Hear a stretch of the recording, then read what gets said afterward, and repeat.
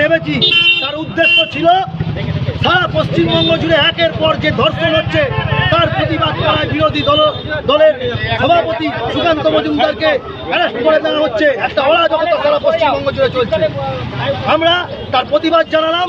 আগামী দিনে আবার ধর্ষণ হলে আমরা আরো তীব্রতর আন্দোলন করব এই প্রতিশ্রুতি দিয়ে আমাদের এই কত বড় আমরা এখন তুলে নিচ্ছি।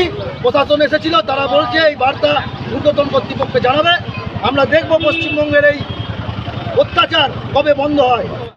দেখুন, ল কলেজে, এটা কসবা ল কলেজে, যেখানে আইন সরকারের হয়ে বা সাধারণ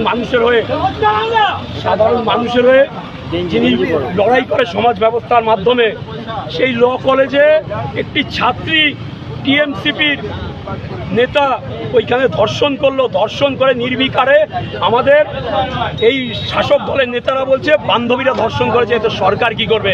আমাদের আরজি করে কি ঘটনা ঘটেছিল, আমরা ভেবেছিলাম, মনে আশ্বাস হয়েছিল যে বাংলায় আর ধর্ষণ হবে না।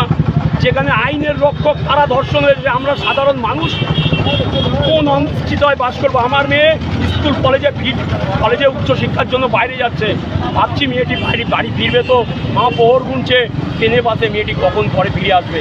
এই তো বাংলার পরিস্থিতি। তাই এর দাবিতে, যাতে বাংলায় কেন কথা বলা করে যেন কোনো মহিলা বা নারী সুরক্ষার দাবিতে আমাদের একদম পথ অবরোধ চল